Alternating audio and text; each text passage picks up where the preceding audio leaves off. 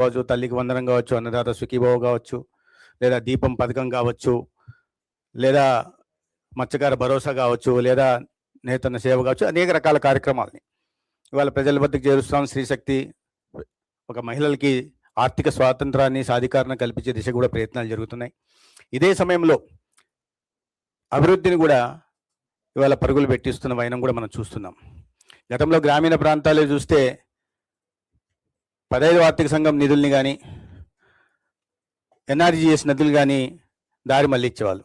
ఇవాళ చూస్తే గ్రామంలో మౌలిక సదుపాయాల కల్పన జరుగుతోంది. వ్యవసాయ కూలీలకు పని దినాలు ఇవాళ గౌరవ ఉప ముఖ్యమంత్రి గారి నాయకత్వంలో అందుతున్నాయి. గ్రామాలు కూడా ఆర్థిక ప్రగతి సాగిస్తున్నాయి. రైతాంగానికి అందిస్తున్న పథకాల గురించి మీకు తెలిసిన విషయమే. ఇవన్నీ కాకుండా ప్రధానంగా ఇవాళ గౌరవ ముఖ్యమంత్రి గారు ప్రస్తావించింది ఏంటంటే, ఈ రాష్ట్రానికి కేంద్రం నుంచి అందుతున్న సహకారం గురించి వారు ప్రధానంగా ప్రస్తావించారు. అమరావతిలో ఒక అద్భుత రాజధాని నిర్మాణం గురించి కానీ, లేదా పోలవరం గురించి కానీ, లేదా రైల్వే జోను, అదేవిధంగా బల్క్ డ్రగ్ పార్కు, ప్రధానంగా ఈ గ్రీన్ హైడ్రోజన్ కారణంగా గతంలో విశాఖపట్నంకి వచ్చినప్పుడు ఒకటే రోజు 2,10,000 కోట్ల వివిధ అభివృద్ధి కార్యక్రమాలకి, రాజధాని ప్రాంతంలో 56,000 కోట్ల వివిధ అభివృద్ధి కార్యక్రమాలకి, ఇటీవల రాయలసీమ ప్రాంతానికి వచ్చినప్పుడు 13,500 కోట్లు వివిధ అభివృద్ధి కార్యక్రమాలకి, ఇంత పెద్ద ఎత్తున దాదాపు 3 లక్షల కోట్ల పెట్టుబడుల్ని ఇవాళ మౌలిక సదుపాయాల కల్పన, తద్వారా సంపదను సృష్టించాలని తీసుకొచ్చిన కారణంగా ఇవాళ మన ఉత్పత్తి కూడా, గ్రోత్ రేట్ కూడా 11% దాటింది. కానీ లక్ష్యం 15%గా పెట్టుకున్నాం. లక్ష్యం దిశగా సాగుతున్నాం.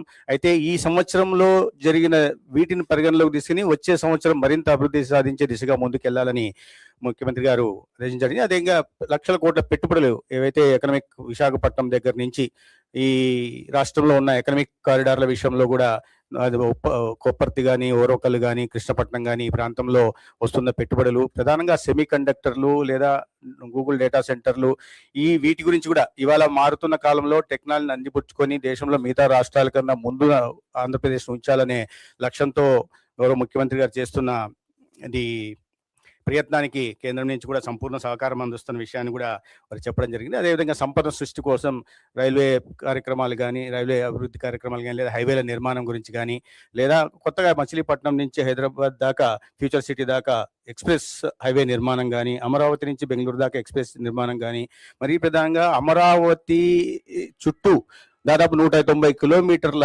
38,000 కోట్లతో 190 కిలోమీటర్ల ఔటర్ రింగ్ రోడ్ కారణంగా అమరావతి సంపదను కూడా హైదరాబాద్ దాటిపోయేలా మిగతా అన్ని మెట్రో పట్టణాలతో పోటీ పడేలాగా చేస్తున్న వైనాన్ని కూడా వారు చెప్పడం జరిగింది. గతంలో అన్ని కేంద్ర ప్రభుత్వ పథకాలను రద్దు చేయడం కానీ, లేదా దానికి ఉద్దేశించిన నిధుల్ని దారి మళ్లించడం కానీ జరుగుతుంటే, ఇవాళ ప్రతి కేంద్ర ప్రభుత్వ పథకాన్ని కూడా అమలు చేస్తూ ఇవాళ అన్ని అభివృద్ధి కార్యక్రమం ముందు తీసుకెళ్లే ప్రయత్నం రాష్ట్రంలో జరుగుతూ ఉంది. ప్రధానంగా గతంలో పేర్ల గురించి తెలుసు, ఏదొచ్చినా కూడా సొంత పేర్లు పెట్టుకునే ఒక విపరీత మానసిక తత్వం కలిగిన వాళ్ళు ఉండేవాళ్ళు. ఇవాళ ఆ పరిస్థితి లేకుండా పథకాలకి డొక్కా సీతమ్మ గారి పేరు, సర్వేపల్లి రాధాకృష్ణన్ గారి పేరు, ఎర్రాపెగడ సుబ్బారావు గారి మహనీయుల పేర్లు పెట్టే ప్రయత్నం కూడా జరుగుతున్న విషయం మీ అందరికీ తెలుసు. ఈ విషయాల మీద ప్రస్తావన జరిగింది. అదేవిధంగా రైతాంగానికి అది మన నాదెళ్ల మనోహర్ గారి మంత్రి శాఖలో